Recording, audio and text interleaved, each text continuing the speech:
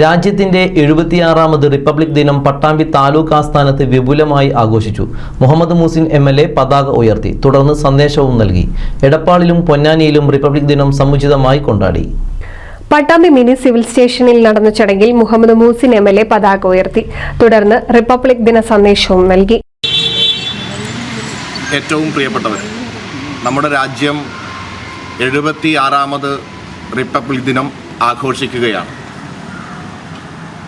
India രാജ്യം സ്വതന്ത്രമായി അതിനുശേഷം സ്വതന്ത്രമായിട്ടുള്ള ഒരു ഭരണഘടന പരമാധികാര രാജ്യമായി മാറുന്നതിൻ്റെ ഭാഗമായി അത് നിലവിൽ വന്നിട്ട് 75 വർഷം പൂർത്തീകരിച്ചു കഴിഞ്ഞു.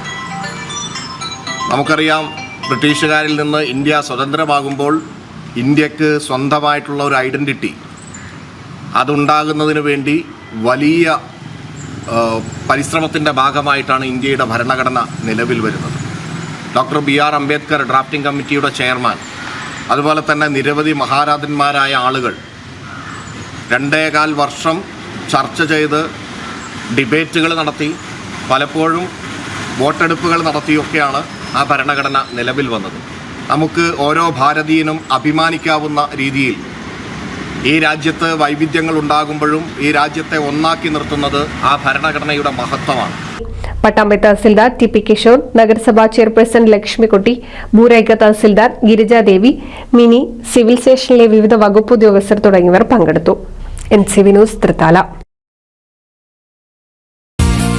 നൂതൻ ഫാൻസി ഓർണമെന്റ്സും cosmetic collection, new born baby ഐറ്റംസിന്റെ എക്സ്ക്ലൂസീവ് കൗണ്ടറുകളുമായി കൽപ്പക വെഡ്ഡിംഗ്സ് സജ്ജമായിരിക്കുന്നു.